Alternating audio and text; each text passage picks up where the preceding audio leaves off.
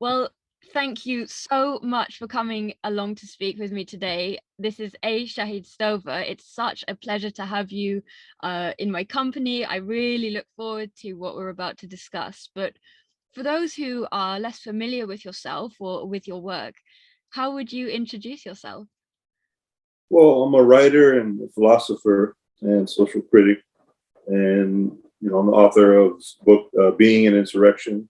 My second book, my first book, Hip Hop Intellectual Resistance, my first book, and so that's basically how I would introduce myself. Also, I'm the editor in chief of this journal, a quarterly journal on theory, critique, and aesthetics called the Brotherwise Dispatch. Okay, fantastic. And so what in is this a journal that you've developed yourself? Yeah, I actually started some time ago, um, probably in 2001. I moved to New York. Actually, I guess I should. I'm based in New York City. That's a big thing as well. But yeah, no, I moved to New York City in 2001 from North Carolina, and I actually just moved here to write. In my mind, I was moving to the Bohemian paradise. I could just live off my savings and write, and then after a couple months here, I realized, okay, this is no longer the case. So but in any case, I was freelancing for different magazines at the time. Particularly I was interested, as my first book, I was interested in hip hop culture. That's kind of how so I thought I was going to be journalist. I was getting into cultural criticism, and I was freelancing for Source Magazine, Mass Appeal, a couple of other ones, and I wrote a piece for the Source, and the response to it was great. They published it and everything. It was my first national magazine, but just from what I could tell, it just kind of left a sour taste in my mouth, in the sense of just the way it was. I was expecting to write this piece, and really the way they edited my piece, I didn't appreciate it. So rather than get upset, I just started my own thing. That's basically how it began. And so I started initially just focusing on cultural criticism. We were looking at kind of developing a way of looking at hip hop and drawing from hip hop culture as an aesthetic, looking for kind of develop a critique of society based on that. And so it just kind of evolved from cultural criticism. Then I kind of started getting into critical theory, and then philosophy, and then it kind of evolved from there. So that's kind of, actually, that was all over the place. My apologies. But I think life isn't it? I think it perfectly mirrors how life can be, and especially what came from me there is how we have expectations of what certain experiences and certain life choices might be like, and sometimes, even though it can be painful when they're not met exactly how we had envisioned them being met, actually this can become something incredibly beautiful, and you've made something completely creative and what's yours and what really felt aligned for you from Yeah, no, that's a good point. I mean, again, because I wrote, again, in one sense I'm really appreciative, but in another sense I just realized that they couldn't really contain the scope of my creativity in the sense of what I had in mind. And so with that, so from that I decided, hey, you know what, I got to start my own thing. And so that's when me and a couple other my friends, we kind of started the Brotherwise Dispatch. It was about 2001, and one of the interesting things, we started it online. We were trying to find a way to make it make it hard copy, but then we realized the trend, things were going online anyway, so we just went all in and we just stuck it out, and now we've been doing it for a while. But again, it evolved from somewhat kind of early form of kind of cultural criticism into, I ended up getting into radical theory, social critiques, and then from there, now it's basically like a full-blown journal. We reprint a lot of classic work, but also a lot of original work as well. So and I that's kind of captured my own trajectory, I guess, in the sense of how kind of I started off kind of just as a cultural critic, and kind of evolved from that into like now just a full-blown philosopher and writer, like that. But there was a while, and you kind of touched on it, I was still kind of just figuring out, okay, what is this, how is this going to be? Initially I thought I was going to write fiction, and I got into essays, and then from essays into critique, and then from there, it just kind of took on a natural, I guess the course of my interests, in a way, in the sense of the back and forth of what was going on, and it just kind of took a life of its own. And ultimately, here I am, this writer, philosopher, doing my thing and stuff. And what's it like to put yourself out there via your words? What's it like to do this? Well, I mean, it's I don't know. I very much live through my work, so it's that just comes, that just really just, I don't see any other way around it. I mean, in the sense of when I'm writing, it's the way it's a form of engagement, it's a way of being in the world, in the sense of, so basically things are at stake, things, meaning, and so it's just like, what do I have to say, about what's going on around me in the world and how we look at it. And so it's to me, there's no, there's no way around, like what we're saying, what we're doing, what we're engaged in. Again, that has implications as far as like what we're trying to do in our own project. And so, Why do you think that writing is so important? Why uh, write? it just, I think in a sense, for me, it's just in the sense of a matter of disclosure. It's a matter of imposing meaning upon our situation. It's a matter of revealing, kind of things that, we see around the world. But it's, I just see it as one form of engagement amongst many. It just happened to be my way of engaging with the world.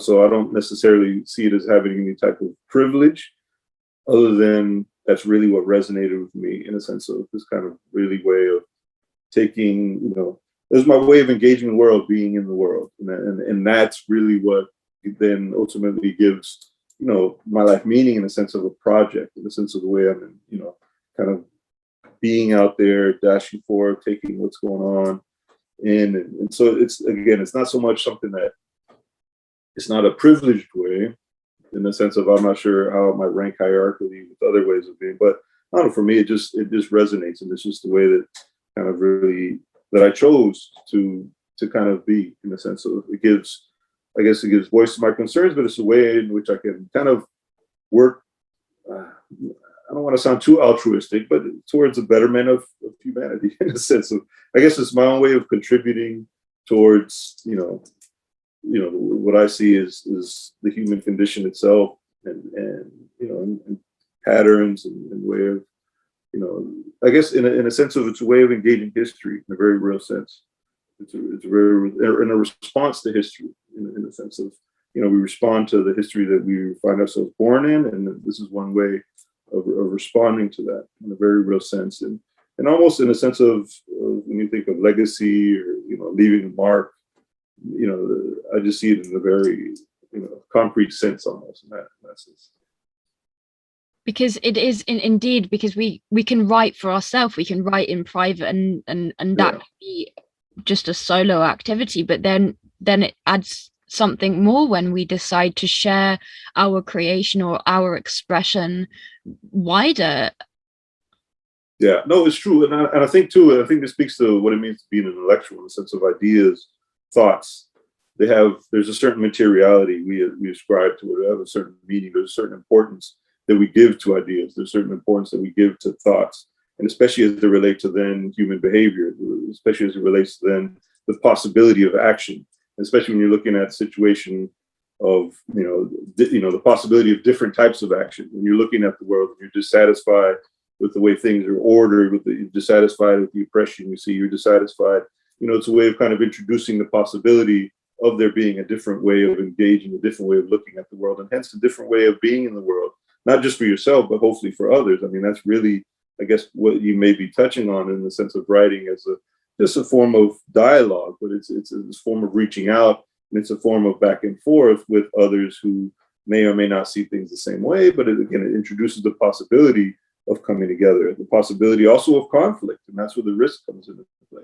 It's not, so you have the possibility of unity and the possibility of conflict. And so it's kind of, as we're moving towards the world, we have these kind of, as we're moving to the world, we're also moving towards one another in a very real sense. And then that's where, and that's kind of what grants us our subjectivity, in a sense of, as we move towards each other and the world, then we develop somewhat of a rhythm. And then based on those rhythms, which comes from our choices, that kind of plays itself out in a lot of different ways.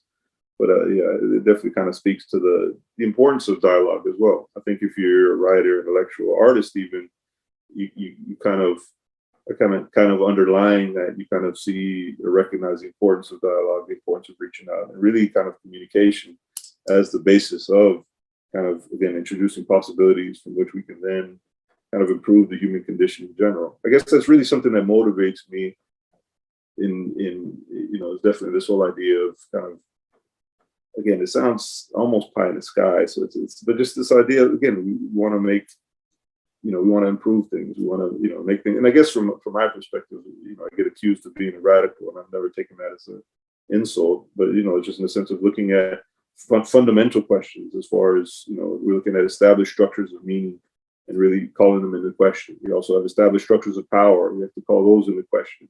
And so this kind of back and forth between meaning and power and calling them into question, that really leaves, it basically leaves a mark on, someone's, project, especially that really kind of defines, in a sense, just coming from the communities, that I come from, in a sense, it really like speaks to, I mean, when we look at, I'm not sure, what the tradition is like in the UK, but definitely like here in the United States, as an African American, there's always been this connection between literacy, between intellectual engagement, and the assertion of our human subjectivity, in a sense, all the way back to Frederick Douglass, in the sense of, in his autobiographies. And, when you look at, kind of the, direct slavery, what like our communities were subjected to, part of that, part of the justification for it was, oh, well, they're just, objects, in the sense of, just to take it in a, and so part of the way of asserting our subjectivity historically has been through engagement, through intellectual engagement, going all the way back to Frederick Douglass. You have a lot of the slave narratives. And so, for a lot of the people at the time who were kind of under the influence of the kind of the hegemonic understanding of what it meant to be human, which at the time excluded us, and still in a lot of ways, we're still kind of pushing back against that, even if it's not so explicit, although it can be explicit at times, as we just saw with the George Floyd, kind of protests that just kind of rocked the world. And actually speaking, just touching on that, I mean, really, what's at stake there is a certain understanding of what it means to be human, and I think that that's really what kind of draws, as far as with my own, project of what I call like existential liberation theory, that's really at the heart of it, in the sense of how our understanding of the human condition informs then these kind of social historical projects for human liberation. And so, and how how we need to read one, and as they're almost in dialectic relation one to the other. And so it's kind of really important, because that's what's at stake in the street. That's what's at stake when, for instance, we have kind of unjust authority, kind of taking innocent lives within the we have the situation again of looking at the police, and their relationship to the Black community in the sense of social control, and really, what's at stake again is, and what's being played out is a certain understanding of what it means to be human, in the sense of there's certain people that, based on either race, class, or nationality, at times, don't merit human consideration. And that's really that's really the question. That's really at the heart of my work, and I think that's where existential thought really comes into play, in the sense of it really fleshes this out in a very explicit manner. I mean, we look at Sartre and his kind of interventions, and as far as in France, and early on, he was, I mean, people forget this, that, when you look at his thought, it was shaped under Nazi occupation, and so, a lot of times it's getting accused of being, oh, it's just this bourgeois concept of freedom. Well, no, if you look at it, when it was really being, formulated, it was under severe pressure, under severe duress. And then if you read, for instance, his Republic of Silence, it really, you can take that and you can read something by Richard Wright around the same time, when he's describing Jim Crow. And really, if you look at the experience of France under German occupation and lived Black experience here in America at the time, the parallels are stark. And so, and the parallels are so, it's just, you're almost like, you could substitute one for the other and it's almost the same situation, and it's, and it even speaks to what Aimé Césaire says about colonialism in itself, of how it's just, it's basically just the return. When you look at fascism, it's basically just kind of colonialism returning to the homeland. That's basically what Cesar's, conception of it. So again, you see how, when the humanity of others isn't being respected, the blowback, and eventually it comes to roost. The chicken comes home to roost, is Malcolm used to say as well. But just speaking to that point earlier about existential liberation theory, and again, just the concept and the importance of that, and how it's really an engagement with Sartre, it's engagement with Fanon. I don't know if others have talked about, but it's basically looking at the kind of conceptual vocabulary that they've kind of really provided. You can then use that to then return to Frederick Douglass, and he illuminates so much, as far as, in what I term like the anti-slavery dialectic, in the sense of, within my thought, I'm very much drawing more from Douglass and, what I term like the anti-slavery dialectic, instead of, just looking at the master-slave dialectic of Hegel, which is based on recognition, whereas I look at the anti-slavery dialectic is more based on resistance. Now, there's definitely some confluence there, but we're definitely looking at, and one's more of an open dialectic in the sense of, it's just a matter of almost like in a sense of a call and response, to history, the call of human being to the response of history. And then, that creates the possibility of a different type of action that it then informs history, and then, merits a different kind of response. And it's just this kind of back and forth. So when I'm talking about dialectic, that's really what I mean, not a closed system of thought, but more of kind of the actual call and response of human being to the history. Because, I mean, as you know, and I'm sure you've, in your investigation, I mean, we can't control, where we're born, who we are as we're born, but that's not what existential freedom is really all about. It's really about a responsibility. So it's rather than the dichotomy of freedom and control, which is what most people associate it with, it's more freedom and responsibility, in the sense of, we're here now, okay, you're responsible then, I mean, when we look at freedom, and especially what always appealed to me about existential thought is this understanding of our radical ontological freedom, in a sense of freedom is really at the core, is, and it's funny, even using the word core is almost wrong, because there is no core, there's no, human nature in the sense of it's human condition. But at the very, heart, like, again, it's just even the language. I get the same, trying to put these ideas to words, because they're so. Yeah, so we have this understanding, we have our consciousness, and then we have the real, which I term as the real. We look at the real in a conceptual sense. What I mean is just kind of like this exhaustive materiality of existence. This exhaustive materiality of existence, nature, culture, history. But then you have consciousness, and so consciousness kind of, we stand out from the real. I mean, in the sense of, when you look at objects, they're in complete harmony with the real, but we're not objects. And so there's a sense of which we stand out. So human being is, and that's why, I basically say the human being, I always say ain't a damn thing. I kind of use it, and that's just it's a better formulation than the start, because what he said, is the human being is a being that is not what it is and is what it is not, in the sense of just trying to capture that dynamic, or a sense of, and really, in the sense of we're not so much a self, but a presence to self.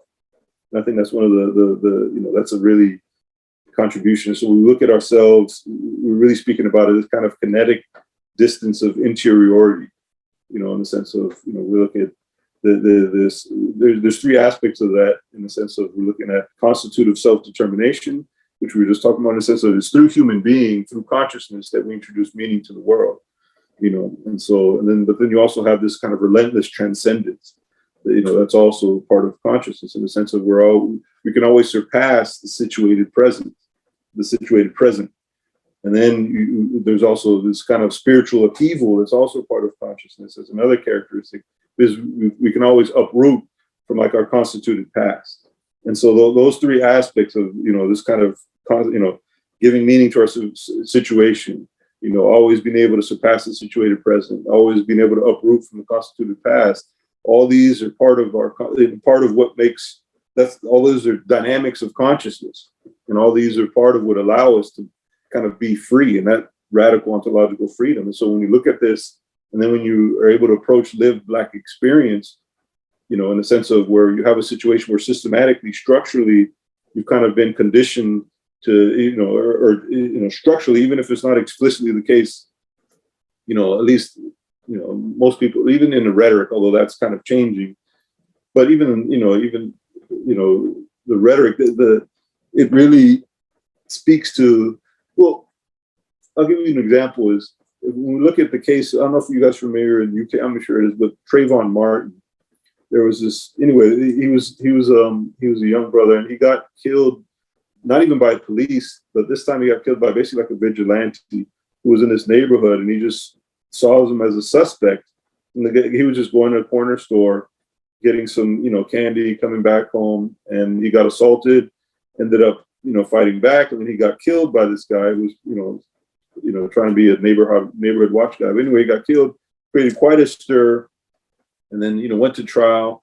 And what was really tragic, and I think this speaks to this whole objecthood that I'm talking about, in the sense of when you look at human being and objecthood, and you look at racism in a sense of trying to impose a sense of objecthood on the whole community and population. And again, and the structures are in place, so a lot of times it doesn't even have to be explicitly pronounced, but just, you know, structurally there where you're considered an object. All the jury had to do was show that Trayvon Martin fought back against his aggressor, and then the aggressor got off with murder. And so the way I look at that from an existential perspective is, and I mean, aside from the legal ramifications, but what it is when you exert agency as a Black man, as a human being, it gets read, you know, as violence, because you're just supposed to be an object. And so any exertion of human agency is just like a sign of guilt. It's a sign of something wrong, because the way things are structured is it doesn't take my human agency into account. And so any type of assertion of human agency gets read as violence. And then that gets, if you look at what Fanon said about decolonization, is how it's always a violent phenomenon. I think that's really what we're talking about, in the sense of when you have communities asserting themselves, and just speaking of those historical projects, again, it's an assertion of human agency that then can't be, it's like the system can't contain it, in the sense of what I term like the assertion of Black subjectivity as human being kind of introduces an exceptional antagonism within modernity itself. Because when you look at modernity and the Industrial Revolution, that was basically brought about through, aside from, the imperial side of it, but just, direct human slavery, and so a lot of times it's thought as, oh no, there's feudalism, then, there's direct slavery, which gave way to feudalism, which gave way to the industrial world we have now. No, but if you look at capitalism, and if you look at the way that the world has been constituted, especially in the Industrial Revolution, slavery was very much still a part of it, until, obviously the slave revolts and then the end of slavery. But during that whole time, it's so there's this element built into modernity itself that kind of takes our subhumanity for granted as Black people. And so to assert our humanity, to assert our human agency, always seems violent to what I would term the normative gaze, in the sense of, this, taking by normative gaze, I'm kind of referring to kind of like the unreflective imposition of established power upon culture and the way we see the world, kind of like our frames of reference, basically like our sanctioned frames of reference for how we view the world don't necessarily come from our own, perspectives and our own, there's a lot of, this kind of normative gaze. And so through that lens, this is something that we always have to kind of question and go against. And I think going back to, coming full circle, I guess, when you're speaking about the importance of writing, I guess writing really, when we look at it as a way of challenging this normative gaze, what I'm saying, in the sense of, looking, kind of questioning, calling into question these established structures of meaning that may or may not, provide room for the assertion of my humanity as a Black man, so. And again, apologies, it's kind of all over the place, but No, but I think you cover so many valuable areas, and like you say, they do all just completely tie in together. Yeah, no, especially, just made me think about it. And I think, I guess, one thing I mean, I mentioned Richard Wright earlier. If you look at the first issue of Le Temps Moderne, and sorry, my French is horrible, but you know, Richard Wright's Black Boy was in that first issue. So you know, I just make clear that like for us as Black people, I mean, that's we've always been part of the dialogue, part of the conversation. If you look at Sartre's Anti-Semite and Jew, which ultimately influenced Fanon and Black Skin, White Mask, and then that influenced Sartre. And then you know, so there's this kind of dialogue, and I'll just bring up as far as if you're looking at different thinkers. I mean, there's an important contemporary thinker, Lewis R. Gordon, and whose work really fleshes out this kind of dialogue between Sartre and Fanon, and it really kind of provided me with a kind of precursive catalyst to my own thought, in the sense of.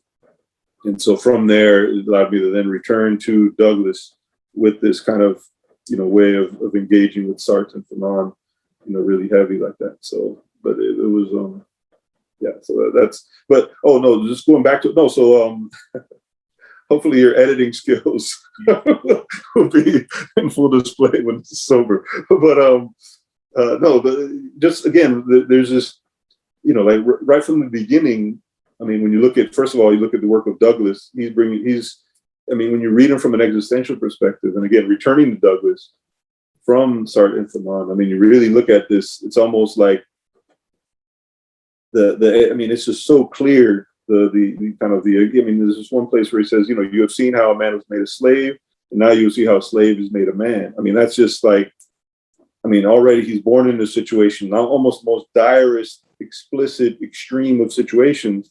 And that's why a lot of times, existentialism is also accused of being a philosophy of extremes. But I think that's because the fact that it's a lot of times these situations which are extreme, they kind of really flesh out the human condition as it is, which in times of relative peace and quiet, or in times of kind of relative, when there's not too much adversity going on, we kind of forget, we kind of lose sight of. And again, and that's when the normative gaze kind of sets in and tries to make us kind of forget and kind of dissuade us from really reflecting on the human condition itself, because there's other interests at play, what I'm saying, in the sense of, and so because of that, it kind of discourages us from looking at these kind of fundamental questions about what it means to be human. But I think lived Black experience in and of itself and certainly can constitute this type of extreme situation within the context of modernity, in the context of what we call like a Western imperialist continuum. And so really we're forced early on to really question what it means to be human, because the popular notions and, of what it means to be human, a lot of times don't include us.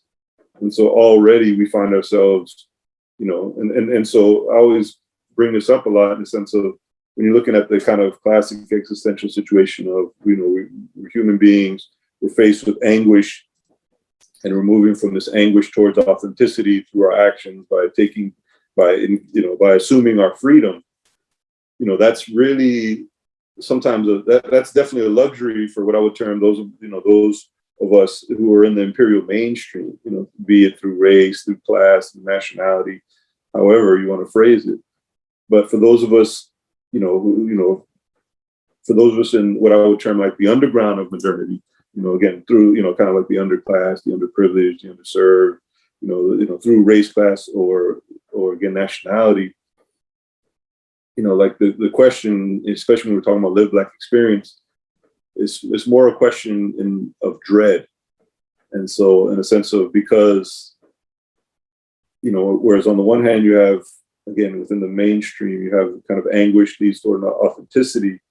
With dread, you understand that to assert your freedom, as we just talked about, to assume your human subjectivity, to assert your human agency, doesn't necessarily, although it does lead to authenticity, but that authenticity of itself sets you up for persecution, because there's no room within established structures of meaning for your humanity. So to assert your humanity isn't always a fun thing. It isn't always one where of actualization, because there's a consequence, there's a cost. And I think that's what, when we're looking at Trayvon Martin, there's a cost. If he, like the people who were trying to prosecute George Zimmerman, all they had to show was that, again, Trayvon Martin asserted his human agency, and then George Zimmerman got off with murder because it was showed that Trayvon Martin wasn't an object. So just the very fact, like what they had, it was like, it was really interesting because they almost had to show, they were trying to show that Trayvon Martin was an object, that he didn't respond as a human being should respond to being accosted or assaulted, in order to because if they had shown that, then supposedly then Zimmerman would be guilty of something, because but just the fact that he responded as a human being would have should respond and exerted his agency in defending himself. That's that's uncalled for. That again, that's read as violence. And then hence justifies his murder. And then again, and so it's in these extreme situations. That's obviously a very extreme one where we see kind of what's at stake. We see what's really happening, and then that's and again, that wasn't even. And there's with George Floyd, we're looking at the police themselves, again, and their lack of respect for humanity, in their relationship to the Black community. And so, but there's something about that resonated. And again, there's a lot of different factors.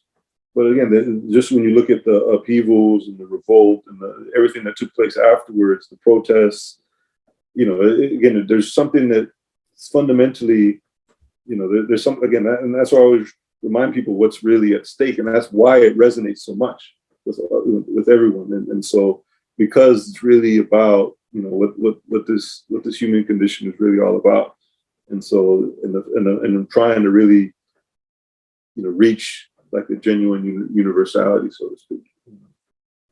As far as that goes. And you make such a good point about how, because I'm sitting here thinking, like, how can this exist? How in this day and age can it still be so awfully problematic? But you make that point about how people just are able to just ignore and deny and forget so easily. Like, yeah, no. Yeah, and it's not even individual choice. Again, it's a lot of times. Well, I guess there's always choice involved, obviously, but in the sense of, it's not so much of like, it's not so much of what I would say. It's not so much racist personality as in the sense of racist structures.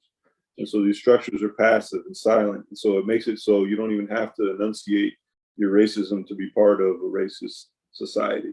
And so, and to bring it up, it almost puts the onus on you. Oh, well, everything's fine. Why are you bringing up these issues? You know what I'm saying? In the sense of, but that's why these certain situations. I know, for instance, in the UK, Mark Duggan, that was several years, back and everything like that. I know that was, I think the Tottenham riots or whatever like that. And so again, when we look at, what those, riots mean, you can look at it in one sense of, kind of, and this is basically there's a disequilibrium, that's introduced through these, riots, through these, what I would call like kind of insurrection in itself, in the sense of you have like spontaneous rebellion aside, but you also have protest as resistance. So kind of when you have this kind of dynamic between protest as resistance and spontaneous rebellion, kind of creates a situation that I call like insurrection in itself. Whereas it just kind of brings certain things to light that have always been there. For instance, whenever they declare like a state of emergency, really, those of us, especially in Black communities, that's kind of what we've already been under. And now it's just everyone's experiencing what this is like. And so again, that's not necessarily the solution, but it speaks to the fact that these are fundamental structural problems that aren't going to go away just, without any concerted, effort, to really drastically and fundamentally change the established structure, of power, which is, again, that's where always the pushback, leads. And again, when you look at Sartre and look at Fanon, like they were very much involved, and it was interesting. And this is going back to that whole thing about Sartre was under Nazi occupation. One of the things that always, and this is why I think Sartre never really fell out of favor in the African American community, because his understanding of the human condition was always consistent. In other words, when France went to Algeria and started treating the Algerians as the French were treated under Germany, he called that out. Whereas others were just like, oh, well, It's, they didn't, it was one thing when it's done to them, but then doing it to, that's always the problem. It's just, but just that consistency. And it's a consistency that wasn't shared by Camus, interesting or not. And a lot of times Camus gets touted as the humanist one, as the one who privileged like at all times, even one individual. But no, if you look at his, that was only true, again, within the imperial mainstream. If we're just going to look at Europe or look at France in that sense, in the sense of Camus was very consistent there. But once it went past Europe, then all of a sudden Camus was silent, and all of a sudden Camus, when he had chances to really engage and help the Algerians, but again, he was from there, and so he had a different perspective. But at the same time, that should have allowed, I just find it interesting that it was Sartre who's, and I think again, and then he ends up writing the preface of The Wretched of the Earth. And that's actually how I was introduced if I really were to think about it, that's actually how I was introduced to existentialist thought, is, looking at my own trajectory of, kind of going from Malcolm X to the Black Panthers, and then, the Black Panthers to Fanon, because they were reading The Wretched of the Earth at the time. And then in the preface of Wretched of the Earth is this guy, Jean-Paul Sartre, and you're like, okay, well, who's this dude, And so you read up on him. And so it's interesting that his allegiance to the human condition in all of its universality didn't end at the borders of Europe, and I think he caught a lot of flack for that on the one hand from the mainstream, but for those of us on the receiving end, we always respected him for that, in the sense of, when you look at his form of engagement and how he's always consistent, and he, really was always about, he didn't shrink from, calling a spade in those moments. And I think, and so that to me always resonated.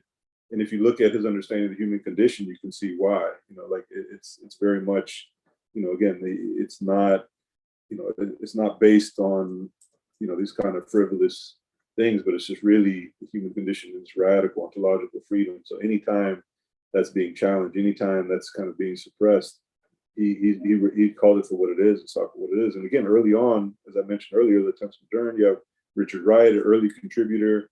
And as I forgot to bring up earlier, because I tend to rant and rave, but I guess that's one of the privileges of being a philosopher. You can just kind of go on and on and on, and hopefully it makes sense or gets edited by a good friend in UK.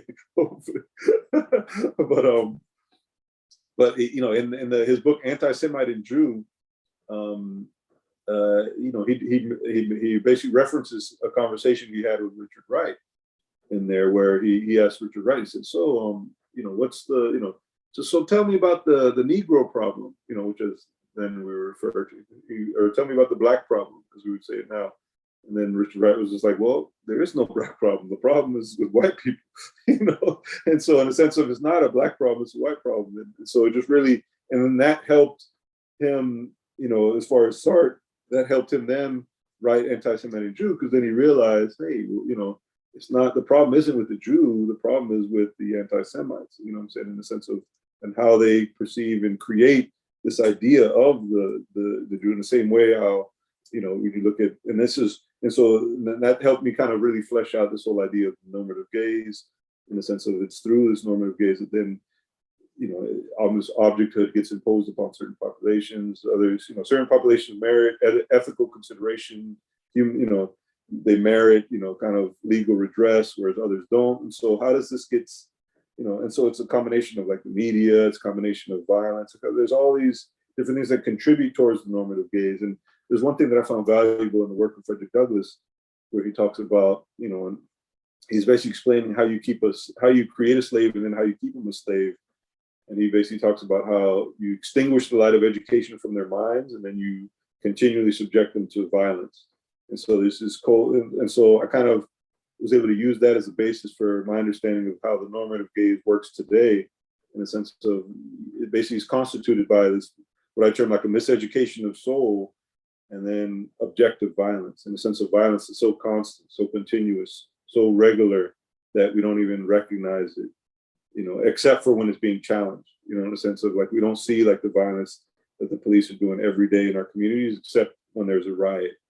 And so then we realize, oh, wow, what's going on here? But it's just like, it just becomes so, it's just so regular that it ceases to become, you don't even think about it. It's just not even, because it's just the way it is, you know. And so part of philosophy, I think, the goal of philosophy in general, but in particular existential, the whole thing is to interrogate the way things are, to call into question, you know, establish structures of meaning, call into question and interrogate the real.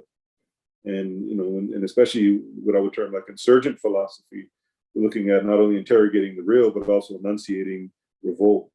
And I think that these are, so those are the aspects of, you know, what I would term insurgent philosophy, which kind of speaks to my own project in the sense of existential liberation theory is kind of an insurgent philosophy, drawing from lived Black experience, but in particular with the conceptual vocabulary, looking at the anti-slavery dialectic of Frederick Douglass, kind of the existential Marxism of Sartre, and that whole project, and then also the decolonial phenomenology of Frantz Fanon. You know, those are kind of like the three kind of conceptual, you know, those are like the three kind of thinkers that I'm always wrestling with, that I'm always referring to, and always going back to, and questioning, challenging, pushing back against, and always, you know, kind of, you know, and through that, it really helps flesh out my own thinking and my own way of you know, looking at the world. Yeah, and I would love for you to take the opportunity to expand more on your theories here, more on your contributions. Yeah, no, I mean that's that. I mean, again, that really speaks to it. I mean, again, you know, I've kind of, again, it just happens already. If you go back, I was already kind of speaking on it, but again, just how our understanding of human being, you know, and looking at that in dialectic relation to projects of human liberation, how you can't have, and actually, if we look at it in one sense, it's somewhat been, if we can look at some of the, I mean, again, and all systems have their failures, but if you can look at some of the failures of some of the historical projects that have sought to try to bring about a more egalitarian society, you know, a lot of times you can look at their anthropology in a sense of the way they look at the human condition. It was already, the failure began right there. So anything you're trying to build on that is going to be false. Is going to be, even if you're trying to bring about justice, because your understanding of the human condition is so poor that nothing you can build is going to really, you know, and that's why you look at some of these societies, it's so stifling, even though outwardly they're trying to do the right thing. When you look at, you know, certain, you know, and so, and again, there's obviously other social historical factors, you know, at play, but just from from an existential liberationist perspective, you know, you always want to look at the anthropology at the heart of the social movement. Okay, well, what's going on here? How do they see the human condition? How does this inform the way they're acting and engaging in the world and trying to bring about social historical change? You know, and that's always fundamental. So kind of like this back and forth, that call and response, you know, because it's very much, you know, drawing from, you know, again, we're looking at the, you know, you're looking at lived Black experience, you're also looking at, you know, kind of like the blues metaphysics in a sense of, you know, looking at kind of a search for provisional foundations through improvisational means, you know, in the sense of a metaphysics. It's not really concerned about, you know, like something that's as kind of, you don't really need to find a substantive foundation to move, you know, and I think that's when you look at kind of like the aesthetics of jazz or hip hop or, you know, different forms of Black culture. It's not, you know, movement isn't necessarily based on being grounded, but it's in the sense of, you know, because we're looking at the world, we're looking at modernity coming from a position where everything has been kind of, you know, just, it's been a complete disaster. I mean, one thing that Fanon speaks of, and it really resonates in Black Skin, White Masks, he talks about the disaster. He says the disaster of the white man is that he is, the disaster of the Black man is that he was enslaved. And then he goes, and the disaster of the white man is that somewhere he is murdered man. You know what I mean? And so when we think of through this kind of way of being in history, through the forms of oppression, through the forms of, the various forms of oppression that have gone on in history, like there's a certain, I mean, there was a point where a certain universality was kind of destroyed, you know, in the sense of, and so when you look at the disaster, when you look at the, you know, in the sense of modernity itself, which is based on, and again, when you go back to that, which is based on kind of like this imposition of slavery upon human being, you know, so you have this sense of, just to use Sartrean terms, you have the sense of being, looking at human beings as being in itself or being for itself.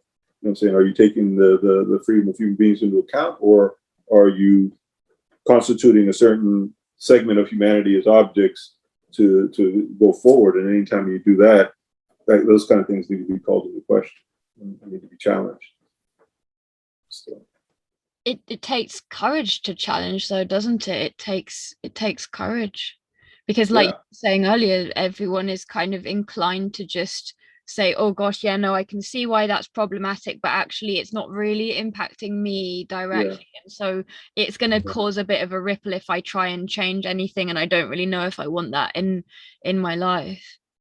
yeah. No, that's the key, and I think that's where, again, as writers, intellectuals, that's where we have a big role to play. I mean, it's you know, in the sense of winning, as far as opening people's minds, winning consensus, and also too of providing, you know, also, I mean, part of that too, as far as being a, you know, radical intellectual, is also looking at those who are involved in the struggle and providing them with, you know, with understanding of situations as well. So it's in the sense of making sure that those of us who are involved in struggle, we're struggling in the right, on the right grounds, in the right way, with the right understanding. And again, knowing that that's never settled Mm. too. It's just like, it's one thing, you know, because I think once if you think you have it all figured out, you think it's all settled, that's a certain mind state. But if you are open to this kind of back and forth dynamic process, which is very much in kind of, again, just going back to the blues metaphysic, going back to the call and response of history, and, you know, in the sense of how, you know, I mean, when you look at how, you know, people have kind of come from that and kind of really spoken and gone forward, you know, it's just, you know, I think that there's implications. And I think this is where, again, going back to existential liberation theory, going back to existentialism, I mean, this is where I think we can look at what is, when we look at lived Black experience, what does it say about the human condition? And I think that a lot of times gets lost in the sense of, because of this whole idea of race, you know, it kind of mystifies the fact that really there's only one humanity. And so by mystifying it, we don't realize that, again, what's at stake when George Floyd gets killed is really the humanity of all of us. You know what I'm saying? Like, it's not a matter of, you know, well, let me rephrase, it's definitely a matter of Black people, but through Black people, all people, you know, really, you know, the humanity of all people is at stake. And I think that's something that sometimes gets lost.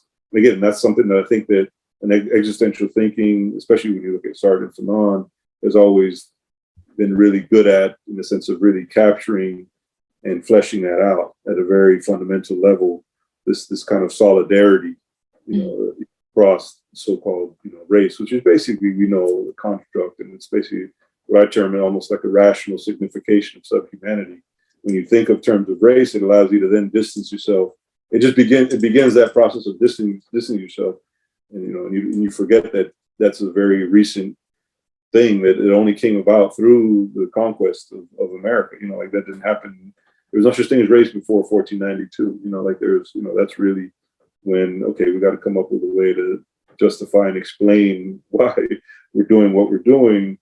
You know, so it's not so much a situation of, oh, you know, and this is the one thing that I think it's I'm trying to remember the historian, but he brought it about how, you know, like, it's the imperialism didn't begin because of race, but race began. But Fanon definitely talks about it. And, but there's this book, Capitalism and Slavery, that fleshes out that point very much. And oh, I can't even remember. You know, it's right here in my bookshelf. I can get it, but I don't want to make your editing issues too challenging. But you see, I don't want to edit it out, because following you on this journey, you know, it just is such a Okay, tangible, vivid example of okay, how perfect. everything All is right, so that's connected. fine. Indeed. Yeah. Yeah. All right, that's good. That's good. That's, you know, I just don't want to be too all over the place. No, but life is, Yeah, and it's this is. definitely that. Yeah, for Yeah. sure, for sure. So what was it that specifically led you towards existential ideas then? Well, I think I gravitated towards them again as I was kind of coming into my own as a thinker and as a writer, because it really kind of gave voice to my own thoughts in a way that I hadn't experienced before. And it provided me with a vocabulary, a way of grasping and understanding, and kind of pushing forward my own concerns, my own kind of things that I was wrestling with. And it kind of gave me new tools, new understandings.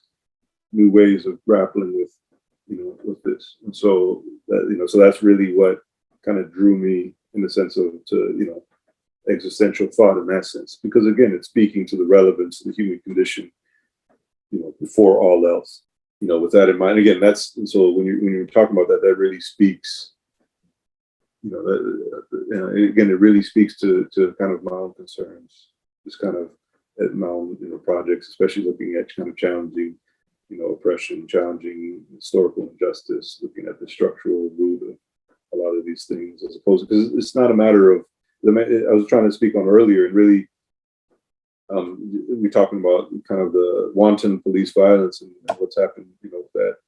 And Eldridge Cleaver, one of the Black Panthers, said it best. He said, it's not a matter of a trigger-happy policeman, but it's a matter of a trigger-happy social order, and that's really what, needs to be fleshed out. But again, in focusing on that social order, then we still, there's still questions of then humanity that have to come into play. And when you look at, as you mentioned earlier, coming from lived Black experience, where your very humanity is called into question often. Again, so that when you gravitate towards, when you read Frederick Douglass, you see what he's dealing with. He's dealing with this imposition of objecthood on his humanity. And so how does he respond? How does he rebel? How does he revolt against that? What are the things? So to me, I look at him somewhat as a proto-existentialist, similar to how a lot of people view Kierkegaard and Nietzsche. But I kind of look at Frederick Douglass, especially when you go back and revisit him or return to him after having already then engaged and started from on. So that's really, it's right there. You can't get any more direct. You can't get any more, just intense than just this struggle between the direct imposition, or what I call now, like the kind of like this biopolitical pacification of human agency through direct slavery, and kind of the resistance and pushing back against that. That right away brings into these questions about the human condition and the assertion of human agency, and all these things that we understand, that again, that existentialism helps us grasp and really kind of allows us to, flesh forward. For anyone that might be watching this and be like, I'm really interested in starting to explore existential ideas, what would you say would be a nice place to start? Well, I would probably, I would start with, I would start with, Frederick Douglass. I would start with Frederick Douglass. Read My Bondage and My Freedom. And then after you finish that, then read, Sartre, and then after reading Frederick Douglass, read Sartre, which I guess read, there's this collection of actually his essays that are really accessible. One of them is, just find out a collection of Sartre's essays if you want to just begin. And especially there's one called The Republic of Silence and everything, if you can find that. And I think there's a recent collection called The Aftermath of War that was published recently. And it's a nice, again, it's very readable in that sense, because a lot of, people complain about my work, how it's so dense and intense. And so I guess if you really want to dive in, and then, but definitely, like I would begin with Douglass. I would, then go from Douglass to Sartre, and then from Sartre to Fanon, and then, then there's, again, if you really want to go further, there's this, as I mentioned earlier, a contemporary scholar, Lewis R. Gordon, whose work I found very profound and very, again, it functions somewhat as a catalyst to my own thought, especially in the way of engaging. He has a book called Existential Africana, and I would send people that. And also, there's another book he wrote called Fanon and the Crisis of European Man. But also too, for existential liberation theory, obviously, then I would suggest you read my work, Being an Insurrection. So that would kind of flesh out. But again, definitely go under Frederick Douglass.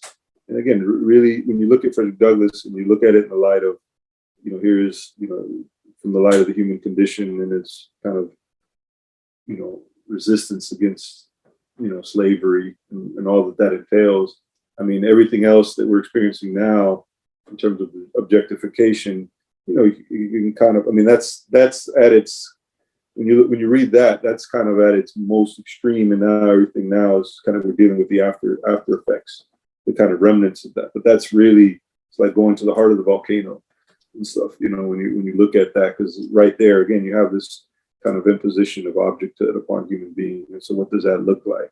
And that's really what existentialism, to me, is kind of a philosophy against, in a sense of really kind of reminding us that we're not objects. We're reminding us that we're not just rational animals, that we're literally, human being. There's so much more to the human condition than just that. And when you speak about consciousness, again, it speaks about kind of, we're just always standing out, and it's like we're human beings, and that kind of freedom that comes with being human allows us to then create our human subjectivity, which I regard as different. Because you mentioned subjectivity, I look at kind of like that. It's like through our choices, we develop the rhythm, and through that rhythm and of praxis, our choices lead to actions, and that's what I call it, like this conscious action. So through the rhythm of our praxis, through the rhythm of our conscious actions, that's how we then develop our human subjectivity. That's what determines who we are, based on, again, situations that we can't control, but we still have to make choices in the face of these situations. And that's, again, this is where existential thought really comes into play. It allows us to grasp. And I'm sure as a therapist, that's, it's probably, like your role is probably, in the sense of to awaken people to the sense of their own human agency. That I would imagine that's, and that's really, if I look at it, that's really the probably one of the main strands in my writing, is how to awaken people to the sense of their own human agency. And so that's why it gets categorized as existentialist. I mean, again, it's, there's always that kind of pushback. It's like, as far as, I don't see it so much as a label, in the sense of just, there's so many strains, as you mentioned. So, it's not necessarily confining, but, and again, it's just a matter of looking at human being and human liberation, kind of how these fundamental questions kind of feed off of each other, relate dialectically. And have there been times in your life that these ideas have helped you get through anything? Oh, for sure. I mean, as I mentioned earlier, I mean, I don't approach philosophy or thinking as separate from my life.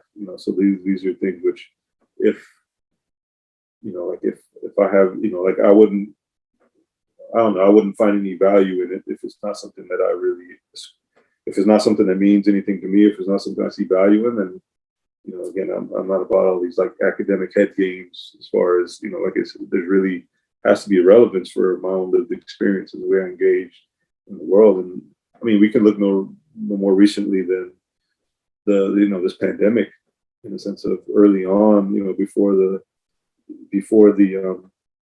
and I wrote about it in the Dispatch. I wrote a piece on it, but just really, when you look at the pandemic, it really kind of disrupted things, introduced a disequilibrium in the way of the world globally, and it allowed us to, in one sense, really reflect on the fact that we could all die, and that's something that most people, again, don't really reflect on, or try to avoid thinking about. This very, our mortality, like the temporality of our existence, the fact that we're not here forever, that we're only here for a short amount of time.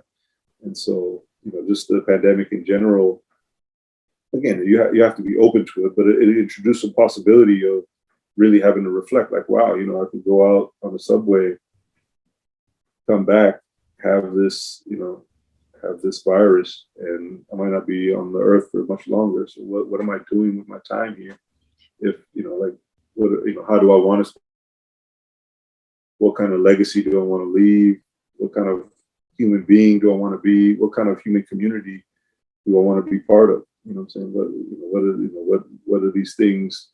And realizing, and I think this is really, a lot of times, existentialism gets kind of corralled, and I think probably Camus Nietzsche are to blame for this, but it gets kind of corralled into this kind of space where people claim that there's no objective meaning in life. And that may be true, but the ambiguity of the human condition is really the source of possibility for us to impose meaning upon our lives. And that's really, to me, the power of existentialism. And I think that's also the difference between Sartre and Camus, and as well, in the sense of, one, you have this kind of absurdity or almost nihilism, that kind of arises from the fact that life has no objective meaning. Whereas with Sartre, you have this is the possibility to impose meaning upon life through our actions, through our praxis, through our way of engaging with the world. And that's, what could be more meaningful than that opportunity and stuff. But again, a lot of times people don't really want to think about it. And I think that's where these extreme situations, I think the pandemic is one of them, makes people reflect, among everything else that's happening.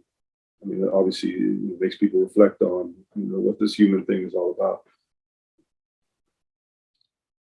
One of the things that strikes me so much throughout this interview is how, I mean, you've used different phrases for it, and I think recently you were saying, like academic head games.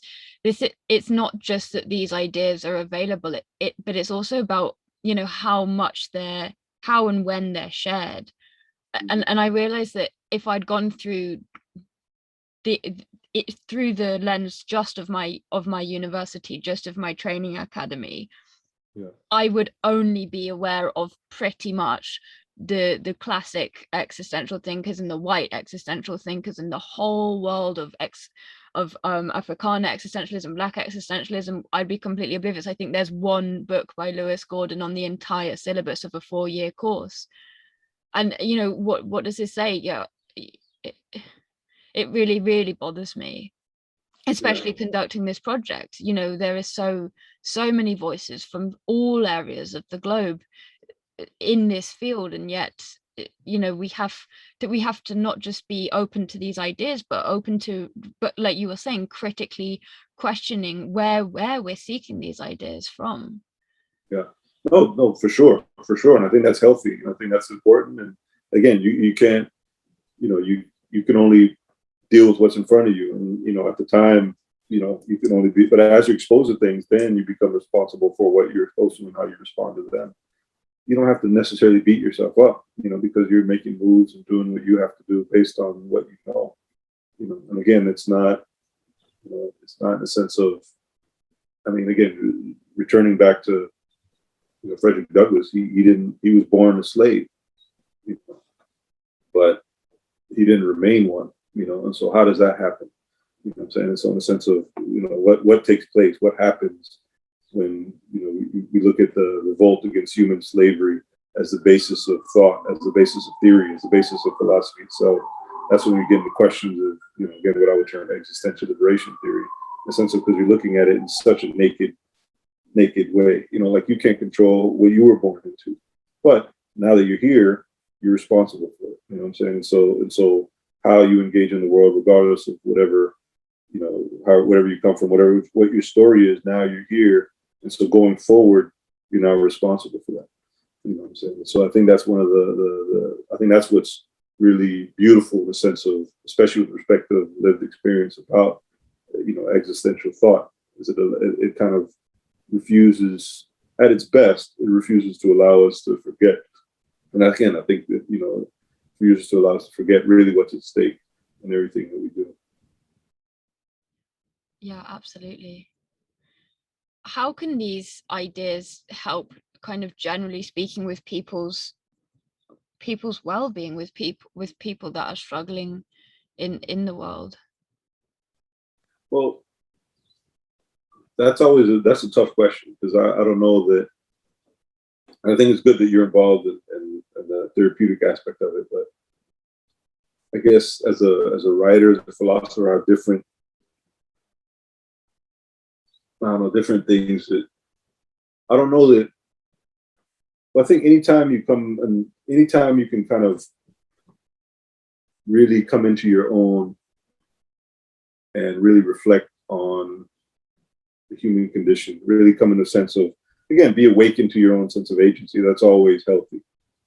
But I guess when we get into questions of well-being, I think that needs to be really defined, what you mean by that. And I think that's important because, if well-being to some people is just their own comfort, I don't know that these questions are good for that. If well-being is kind of ease, if well-being is kind of, feeling good about yourself, having a good conscience, I don't know that this is the right path for that.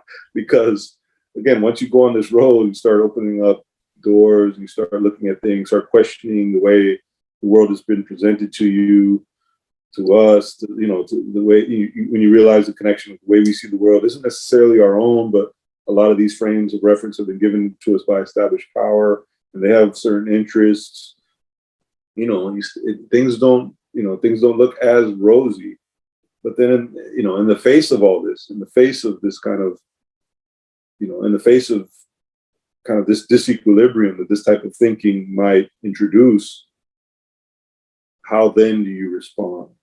And I think this is where a lived like experience is so important, in the sense of when you look again at Frederick Douglass, how did he respond to the starkest of situations? And then when you look at the history of Black people and our response to this kind of social historical oppression that we've been subjected to, like in the sense of, when you look at even the early slave revolts, they had no chance of success. But now there's again, oppression has changed forms, yes, but that form of slavery came to an end. And you can't eliminate the Haitian Revolution from that. You can't eliminate Nat Turner from that, or all these different types of revolts that then influence, and then you also have to look at the agency of the abolitionists. You have to look at, all these things kind of come into play. Even if you look at the Civil War here in America, it took a civil war to legally end slavery in a sense. But if you look at Frederick Douglass's relation to that, the war was being fought at one point, and it wasn't necessarily to end slavery, just to preserve the Union. But Frederick Douglass was just like, nah, well, this is I'm going to make sure that by the end of this war, that's going to be a part of it. And so through his engagement intellectually with what was going on, he was a big part of, and when you look at, that's just intellectually, but also when you look at all the different slave revolts that took place, there's a way of responding to our situation, that again allows us to, and over time, it just kind of creates something and can influence the way of history. And so, but it really speaks to the question, how do we respond in the face of such a, it seems, again, there's a lot of sense of hopelessness, that if you really start taking, again, but again, that's precisely the moment when you can then bring, meaning to the situation, bring hope, not through, may not be hope objectively, but then through your act, you have to introduce hope into the situation, if there's going to be any at all. And I think that's where this kind of way of thinking really can be, again, well-being. I just have issues with that term, although I actually think it's better than to say happiness, that's for sure, because that usually, but again, well-being is important. We all need to do that. But again, it's just a matter of how we define well-being. So again, there's always it's almost like a rabbit hole. How do we define well-being? Well, then based on our definitions of well-being, where does that come from? How do we look at the human condition? So what are the necessary, and I think that's the challenge for you as a therapist, in the sense of, again, I think awakening to people to the sense of their own agency is something that's crucial. It's something that's very crucial. And I think that's really, where the value in existential thought is, awakening people to their agency. And based on that agency, they can then kind of introduce and constitute and decide what well-being means for them. But again, there's always going to be pushback. It's not like we exist in a vacuum. Consciousness is situated. Like the human condition is situated, and it's situated by the real. The real is this nature, culture, history that's already here. And so how do we, and so you have that dynamic, that dialectic call and response. Again, we're back to that. So again, so I'm just kind of wary of, I don't think there's like a antidote, actually. Well, aside from praxis, aside from action, but again, then you act, you bring a new understanding into the world, and then, then you have to take take account on what's there, then you have to act again. So it's almost, and this is where, this is where the whole myth of Sisyphus, I'm totally screwing that up, the name, but that's where that gains currency, the whole idea of pushing a rock up a hill. But I think that's as critical I am of Camus, but I still think that's a healthy, that's definitely like a good image. But ultimately, it's just like that's what this human condition is all about. It's relentless. It's thankless. It's and I think that the more aware and the more we assume that, it allows us to then again find meaning in the places where we can, as we can. So it's in one of his speeches, Frederick Douglass talked about like how the fight for slavery needs to be in whatever place you're at. He's just like, you need to be in whatever mode you're in, you need to be pushing back against that. So in the same sense, this fight against objects, this fight against these established structures of meaning that kind of try to tell us who we are beforehand, it really, there's a certain interest in framing the human condition a certain way. And I think there are those of us who need to call that into questions. If we want to see a new type of humanity, if we want to see a new type of world, we also have to question the established anthropology of the day. You make such a good point there that well-being is so multifaceted, and that actually it might be, someone might have a better well-being if they are just comfortable, if their morals and their kind of organic way of existing isn't really phased by the horrors going on, then their well-being will be best when they're in denial, in comfort. And I suppose you're right, we have to work out what is uncomfortable within us, what is really, really shouting loudly, whether or not it makes sense, and see and take responsibility about whether we're going to act on that. Yeah, no, and I think that really speaks to one of the criticisms of existentialism, is that it leads us to just focus on the individual. Whereas if we look at, this is why I like drawing on the influence of Sartre and Fanon, because based on their understanding of the human condition, it led to a greater form of human solidarity. And I think that's the example we need to look at. Again, Sartre, Fanon, Douglass, I can't say enough, those are my big three.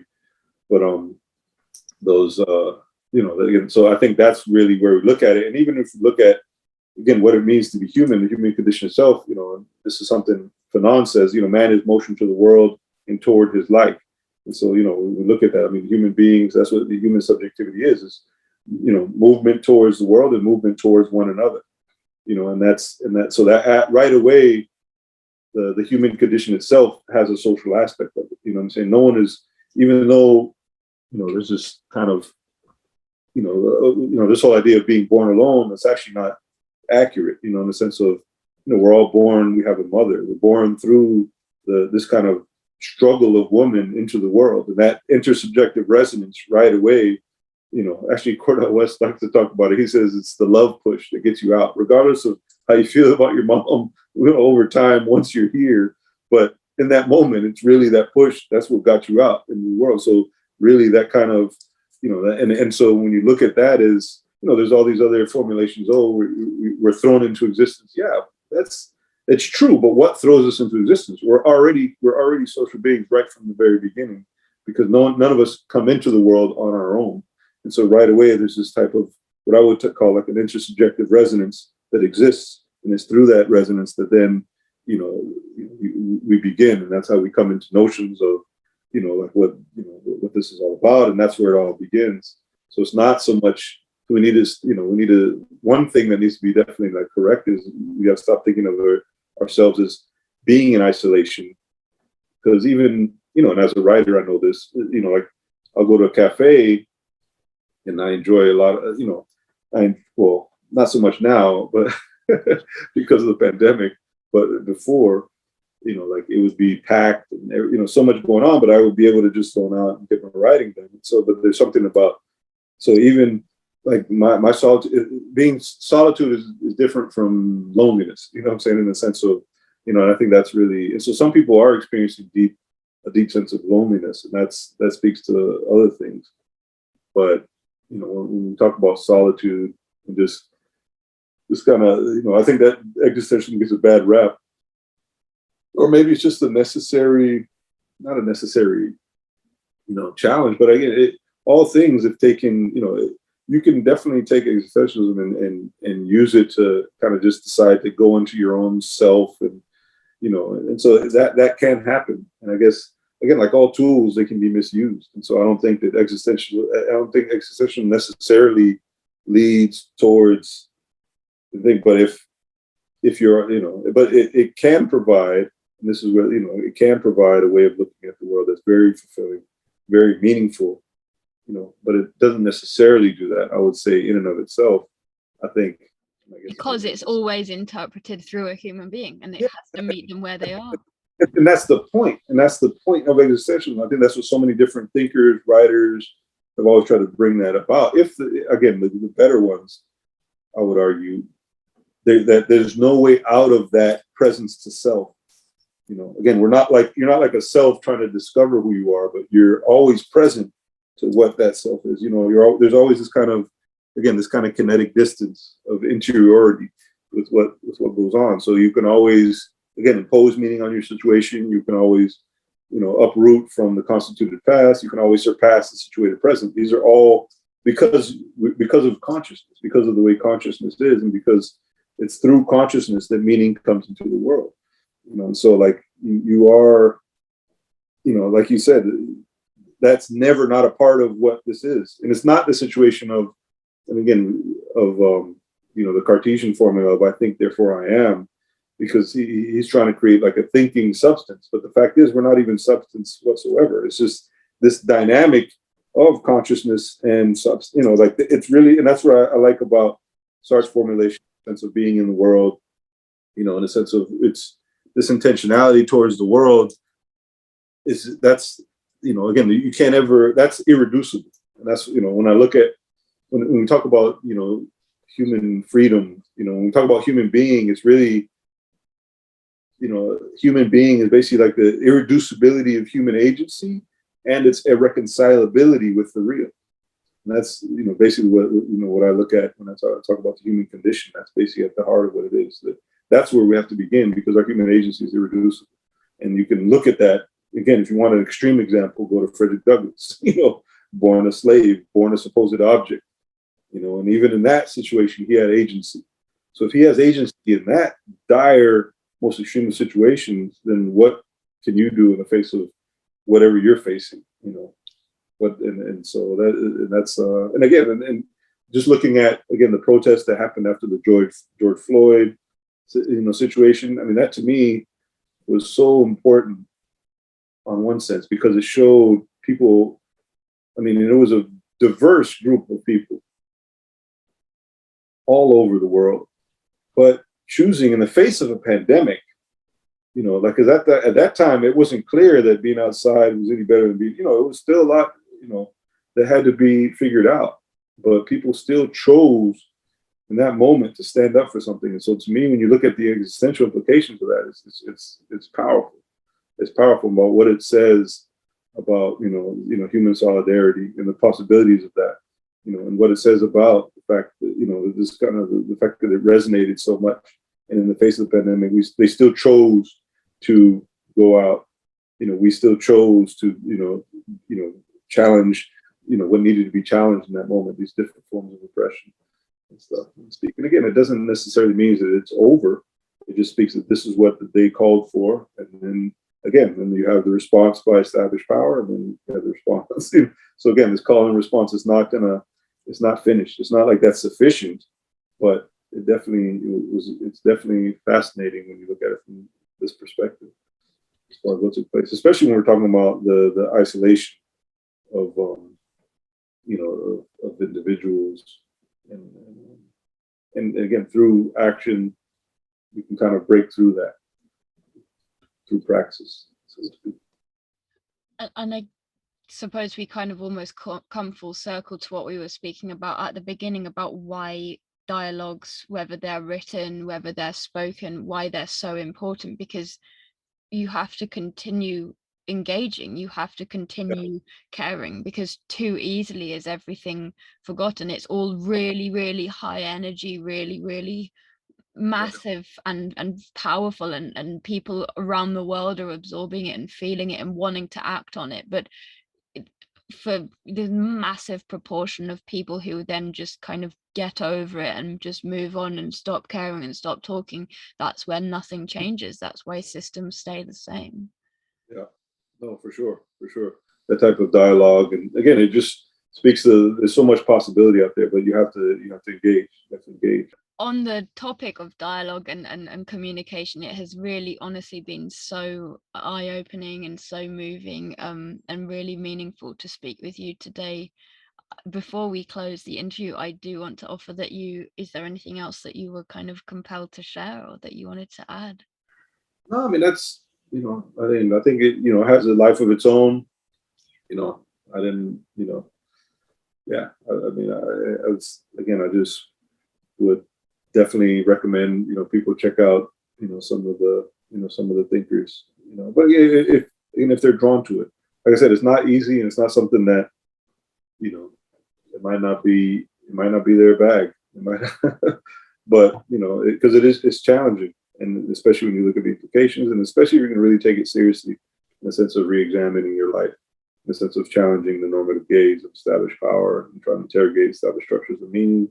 I mean, that's never a fun thing. It might sound sexy, but it's really, again, if you're following through on that, it has a lot of implications that kind of will wear you out, because it's a very, those, I would argue, those of us who are trying to bring about, social change. I mean, outfunded, outnumbered, outgunned.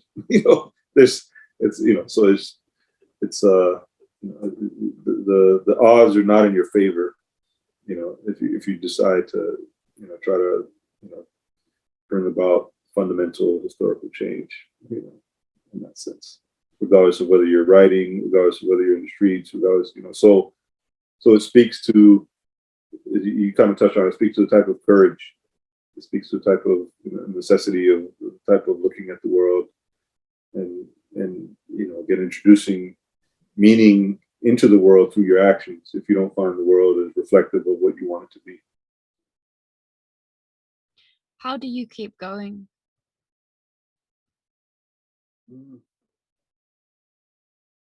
I just choose to, really. At the end of the day, I just choose to.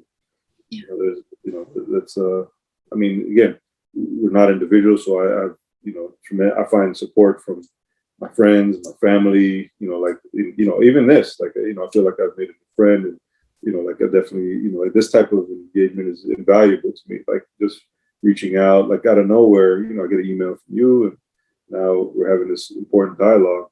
So I think these are the kind of things that kind of really, you know, definitely, they definitely keep me going in a sense. I mean, just interacting and just writing. Really, to be honest with you, I just choose to, and I just choose to keep writing, and that's really what that means. That's what means the world to me. In that sense of that form of engaging, writing, thinking, reflecting, acting.